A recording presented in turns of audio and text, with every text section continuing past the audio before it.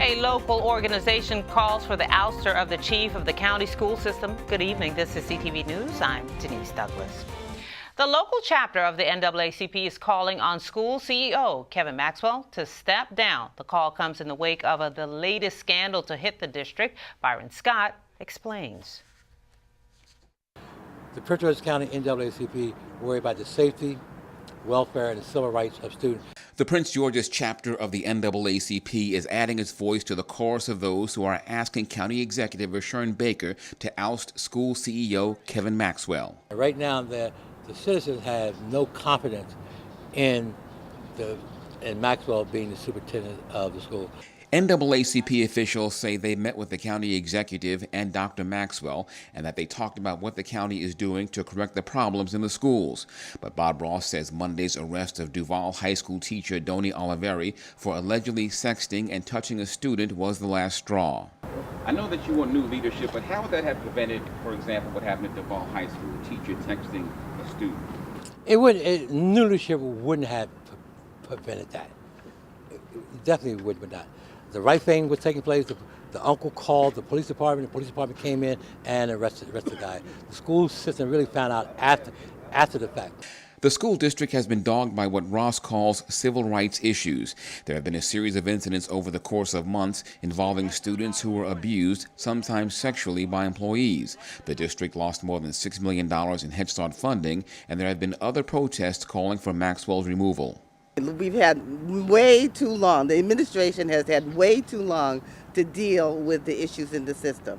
And we feel confident that the deputies can take charge of this system while we search for someone to come in and to be the CEO. Despite calls for the school CEO to step down and the latest controversy at Duval High School, the county executive, Rashawn Baker, says he continues to stand by Dr. Maxwell. If we change superintendents tomorrow, what do you think is going to happen?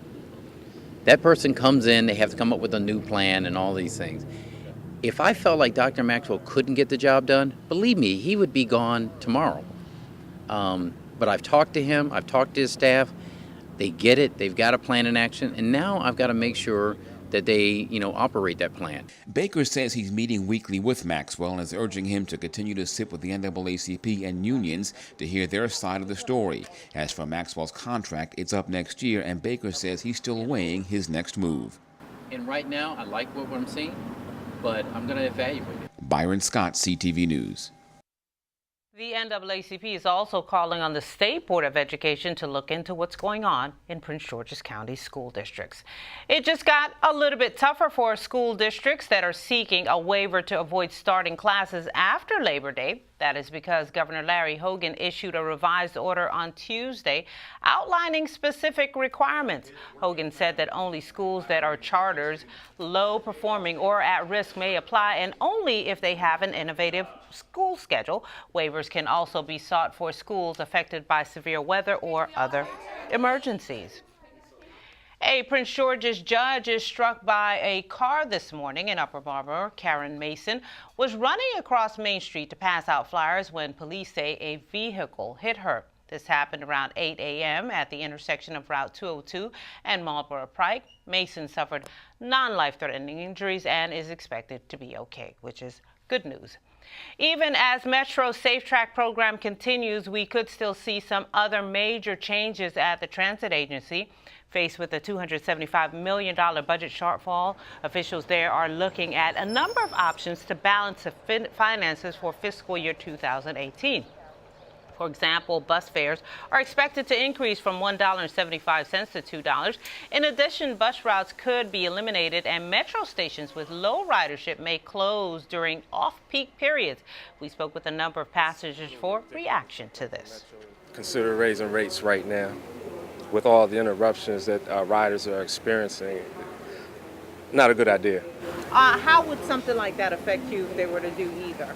Well, it wouldn't affect me. I'd still use the Metro, but it would affect me financially, of course. I think they should improve the service and not raise the rates so that more people will take the Metro, and then that's how they will make their money, hopefully.